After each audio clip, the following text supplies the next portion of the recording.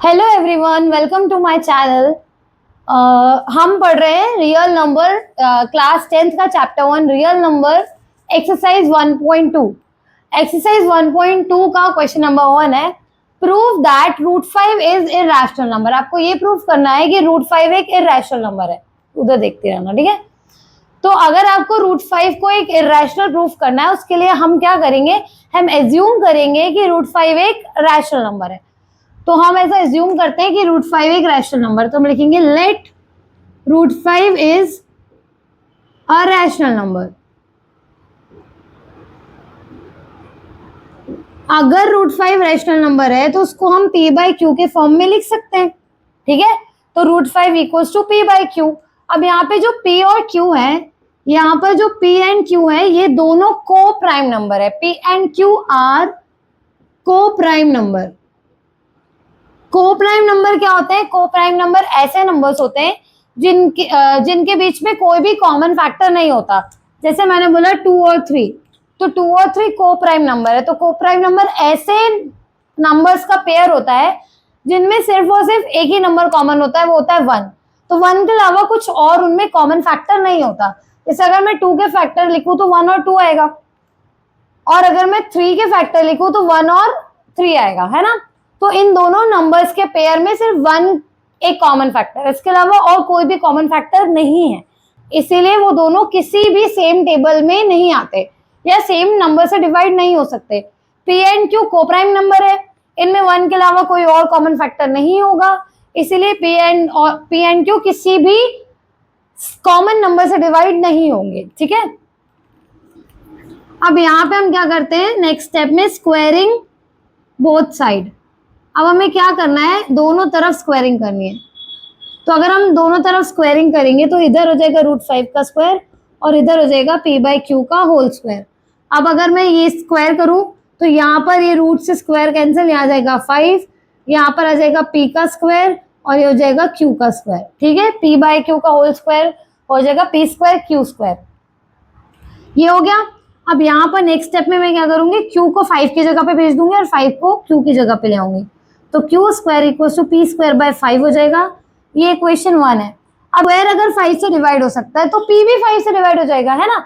मतलब अगर 25, मान लीजिए 25 5 से डिवाइड हो रहा है तो 5 भी 5 से डिवाइड हो जाएगा 1 बार में, है ना। मतलब किस, है ना।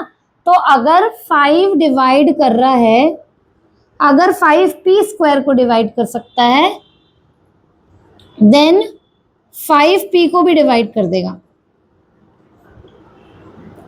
अगर 5p के स्क्वायर को डिवाइड कर सकता है तो 5p को भी डिवाइड कर देगा। तो हम लिखेंगे 5 divides p square then 5 divide p also. तो हम क्या लिखेंगे,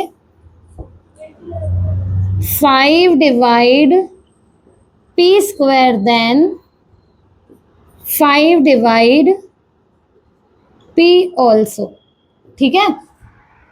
अब इसके बाद आप क्या करोगे, क्योंकि हमने बोला है कि 5p स्क्वायर को डिवाइड कर रहा है तो 5p को भी डिवाइड करेगा। तो p, जब 5p को डिवाइड करेगा तो कुछ ना कुछ वैल्यू मिलेगी। तो जब p 5 से डिवाइड हो जाएगा तो हमें c मिलेगा, ठीक है। अब मुझे क्या करना है, p इक्वल्स टू 5 को यहाँ भेजूंगी तो p इक्वल्स टू 5c हो जाएगा, ठीक है। यहाँ पे मैंने क्या लिखा है कि 5p स्क्वायर को डिवाइड कर रहा है तो 5p को भी डिवाइड करेगा। तो जब 5p को डिवाइड करेगा तो आपको कुछ वैल्यू मिलेगी c। अब मैं यहाँ भेज दूंगी तो p इक्वल्स टू 5c आ जाएगा, ठीक है। अब आपको क्या करना है, ये जो आपको p की वैल्यू मिली है, इस p आपको क्या मिला, p इक्वल्स टू 5c। अब ये जो p की वैल्यू मिली है इसको आप इक्वेशन 1 में रखोगे। Put value of p in equation 1, तो q स्क्वायर इक्वल्स टू हो जाएगा 5c स्क्वायर अपॉन 5। अब आपका स्क्वायर करोगे 5 का तो 25 हो जाएगा, c का स्क्वायर ये और ये 5, तो 5 का स्क्वायर 25, c का square c square divided by 5। 5 1 जा 5, 5 5 जा 25। तो आपको q स्क्वायर कितना मिला, 5c स्क्वायर के बराबर मिला, ठीक है। अब मैं क्या करूंगी, 5 को अगर मैं नीचे ले आऊं तो q equals to 5 equals to c square हो जाएगा, दिख रहा है यहाँ तक, ठीक है। अब ये हो गई आपकी इक्वेशन 2। अब यहाँ पर क्या है, ये 5 q को डिवाइड कर, क्यों बराबर ना दिया आपने, अभी भी नहीं दिया।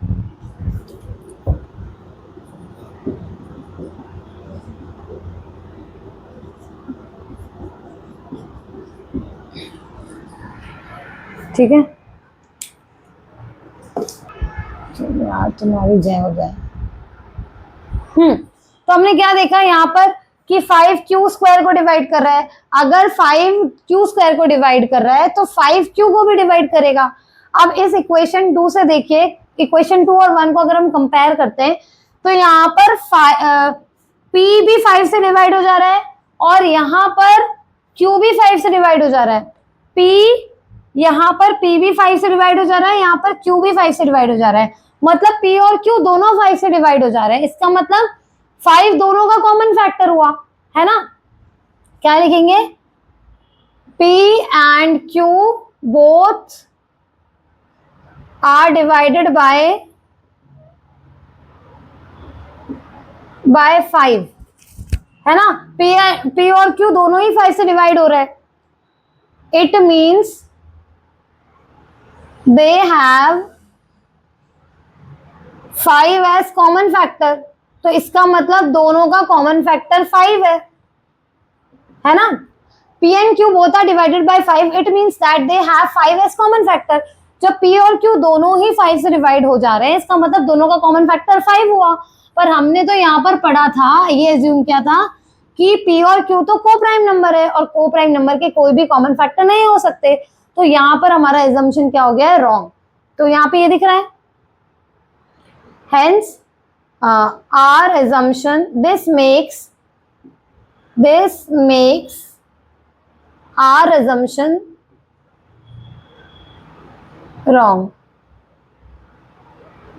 Hence root 5 is irrational number.